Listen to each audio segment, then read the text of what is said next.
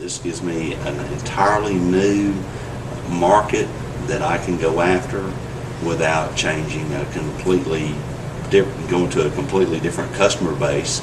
I already know the customers. I already know the plants.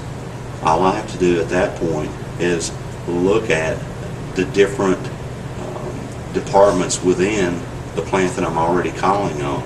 I don't have to put a lot of effort in it.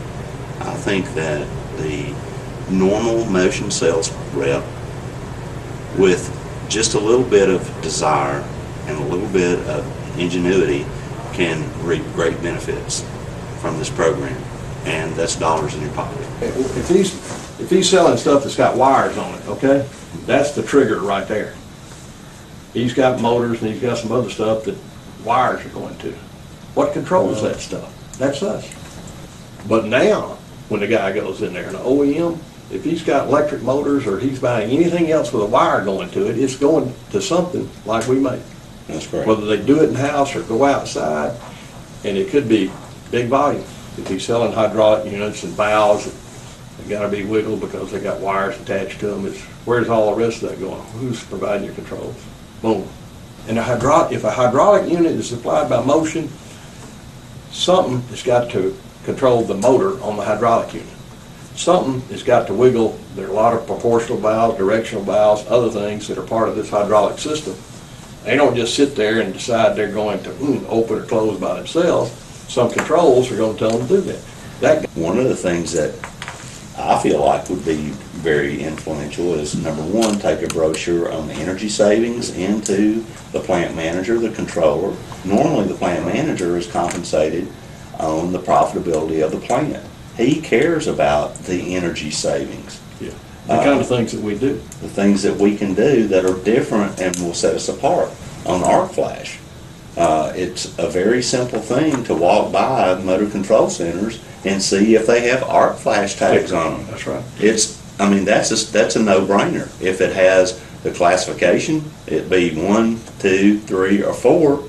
If you see a number 4, great, they've had a study done. If they do not have any of their MCCs or the control centers tagged, then number one, you know that you can bring that up as a subject to the electrical engineer, plant manager, safety engineer on arc flash. It's a very simple thing to walk by motor control centers and see if they have arc flash tags on them. That's right. I mean, that's a no-brainer. If it has the classification, it be 1, 2, 3, or 4. If you see a number 4, great, they've had a study done. If they do not have any of their MCCs or the control centers tagged, then number one, you know that you can bring that up as a subject to the electrical engineer, plant manager, safety engineer. John, we provide complete arc flash studies, okay, that evaluates the existing equipment in the plant to see if it meets the NEC standards with regard to safety that's being implemented by OSHA today. If OSHA comes into that plant and they haven't done any of this, they're going to get written up. I think that they should be in tune to what is being bought and what it might be being bought for. One, the question was asked, can you find surplus on these particular HMIs? And I said, why do you need surplus? Well, we've been having those repaired. Now the parts are no longer available. In this one particular plant, it's a 15 to 20 year old plant. All the HMIs were put in 15 to 20 years ago. The HMI is no longer available. There's an opportunity to go in, identify each HMI in the entire plant before he has to have a repair done, do a study on each one of those HMIs, have the interchange already correctly done, have the programming and engineering already pre-done. So when he does have a failure, now we're not selling products, we're selling programming and engineering services. Right. The HMIs, they have 125 of them, and they're all color, and they're all at least 22 inch and larger. And sooner or later, they'll have to be replaced. Right. Sooner, better than later. Yeah. Because when he loses a piece of production equipment because he can't control it. At that point, that's when his boss, and he knows that this particular piece of equipment makes this company $1 million a day when the repair is done. If you're asking for the repairs and you see any kind of trend going on, then you can at that point make a logical deduction. If he's having them repaired all the time, he has a problem. There's a problem there. Not only do you have to be asking the right questions or asking a question, but you really need to be also listening to what he's not saying. Just like, I need this obsolete part. What's he not saying? He's saying, I can't get it, or I've got a problem that I can't resolve any other way except get this old part. And I think, back to what Tom said real quick, not just enjoy the repair sale or the replacement sale, look what's behind it and what's causing it, and look for the opportunities beyond that for a solution. It's going to be hard to identify, but he needs to identify the upcoming plant expansions, plant modifications, these kind of stuff. That's where we would tend to play in the bigger numbers, as opposed to, replacement and repair type stuff. Right. The replacement and repair might get us in there going, but the real meat and the sweet spot is the expansions.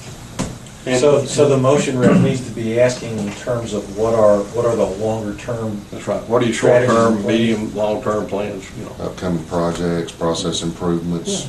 So you can look a lot further into the Right. future. And even the guy in the storeroom's gonna know what those are. Right. So is that a situation where you're really, in a way, changing the customer's decision process? Like right now, they're buying motors from Motion, and they're buying the control systems from X, Yep. and maybe some other service further back from Y. So there's Exactly. 3 separate decisions. That's right. And now You can make Motion it can one. provide it all. One responsibility. And that's a great, One purchase order, one vendor. one vendor. That's right.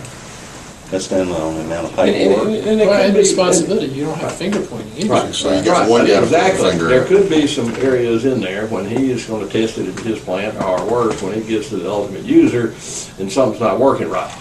Is it a hydraulic problem because you've got to wiggle the valves and the coil's burned out? Or is it something on the control system? With Motion, you got the whole thing. We made one call. Well, I mean, there's a real eye-opener knowing that I managed the Chattanooga branch for many years. I did not realize that one of our largest customers, and shame on me, this is terrible, one of our largest customers outsources all of their control panel bills, and I didn't know it. Just never ask the question. But when I ask the question, here all the answers start coming out. And that's going to be one of the low-hanging fruit. And most of the time, if the salesman can't recognize that low-hanging OEM fruit, okay, we can, either by personal knowledge, you can identify their website, and you will see all kinds of things in that website, and what goes into making their final shipment. You will see pictures of things that have control panels and other things on them. So you can identify a lot of those low-lying OEMs real quick. It may be competitive, it may take you a while, but you can know you've got something to sell. Yeah. I wouldn't worry about the competitor, the fact they're already sending them out. Don't let the sales guy get scared that they're already doing business with somebody else. Because a lot of times, especially in the panel thing like you're just talking about, a lot of the small mom and pop panel shops can do a build to print. They can look at a print and they can build from that print. They can't design it. They can't come in when a customer calls them in and says, I need a panel for this, but I don't know exactly what I need. They're lost. Those guys are lost. And they can't insure And in it. Tennessee is another thing too. You mentioned service. We're growing our service group, and one of the things we bring to the table to Motion is we can service whatever it is after the sale. We've got a group we call aftermarket services.